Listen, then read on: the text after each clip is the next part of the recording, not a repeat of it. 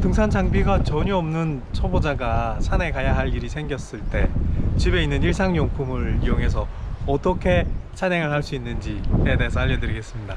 우리나라 산은 경사가 심하고 바위길이 많습니다.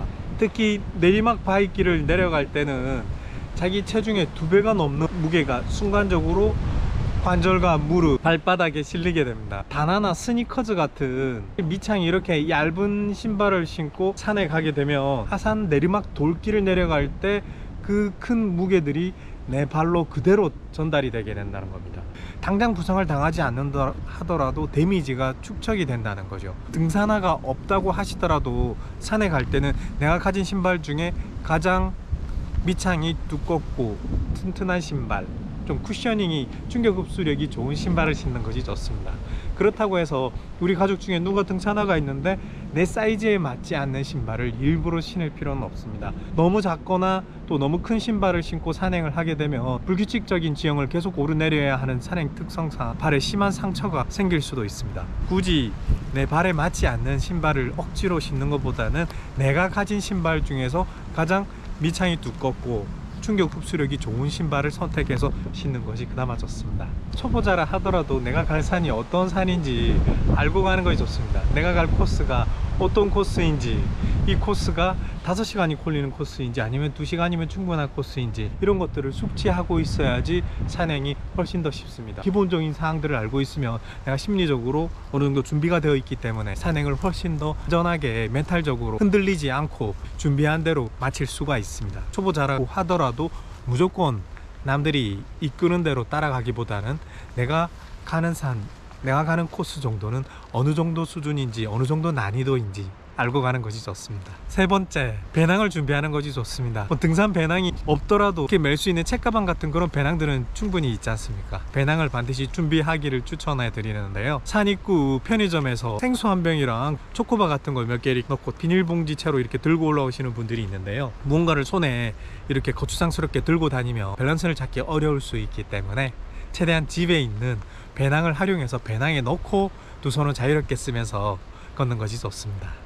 등산은 발로 하는 것이만큼 바지가 중요한데요. 청바지보다는 면바지, 면바지보다는 또 화학섬유가 섞인 소재의 바지를 입는 걸 추천합니다.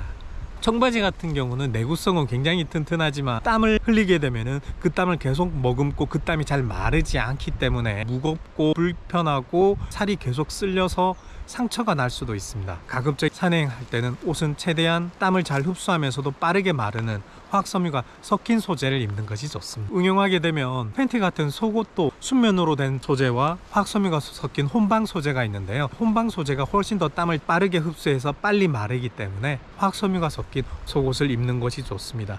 순면 속옷은 촉감은 좋지만 산행을 하게 되면 땀이 젖은 채로 계속 머금고 있기 때문에 산행 중 불편할 수가 있습니다. 상의의 경우에도 피부에 닿는 옷, 특히 산행 중 이렇게 땀을 많이 흘리시는 분들은 순면 소재보다는 화학섬유, 내가 가진 옷 중에서 땀이 잘 마르는 소재의 옷을 입는 것이 유리합니다. 다섯 번째, 보온옷을 준비하라. 고도가 100m 높아질 때마다 기온은 0.6도씩 떨어집니다. 1000m 능선을 간다고 하면은 일반 도시보다 6도가 더 낮아지는 셈이고요. 산은 기류가 불안정하고 바람이 잘 부는데요. 체감 온도를 감안하면 기본적으로 10도 정도는 떨어질 수 있다고 보는 것이 좋습니다. 도시의 날씨가 따뜻하다고 해서 그 기준으로 옷을 챙기면 낭패를 볼 수가 있고요.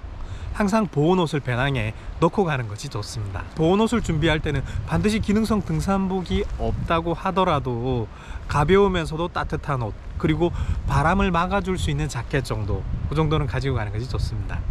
여섯 번째, 물과 간식은 충분히 준비하는 것이 좋습니다. 산행은 생각하는 것보다 에너지 소비가 크거든요. 평소에는 한국 사람들은 밥심이라고 해서 밥을 많이 먹는데 정제된 쌀밥 같은 탄수화물 성분들 같은 경우는 에너지화 시키는데 1시간까지도 소모가 되거든요. 음식물을 소화시키는 동안 산소를 꾸준히 필요로 하기 때문에 밥을 먹고 나서는 산행 중에 계속 숨이 차게 됩니다. 반면 산에서 우리가 흔히 먹는 초코바 같은 그런 간식류들은 에너지화 하는데 20분 정도면 빠르게 에너지화 시킬 수 있거든요. 등산의 효율성을 생각한다면 초코바 같은 빠르게 에너지화 할 수 있는 간식을 준비하는 것이 등산에 더 효율적입니다. 맛있게 먹는 것도 중요하지만 산에서는 안전하게 산행하는 것과 자연을 즐기는 것에 더 집중하면 좋을 것 같습니다. 첫 술에 배부를 수 없고 완벽할 수 없습니다. 아무리 튼튼한 운동화라고 해도 제대로 된 등산화보다 더 나을 수는 없습니다. 처음부터 다 갖추고 시작하는 사람이 몇이나 되겠습니까? 다만 내가 가진 일상용품으로도 어느 정도 안전하게 산행할 수 있다는 것 기억해 두셨으면 좋겠습니다. 늘 즐겁고 안전한 산행하시기 바랍니다.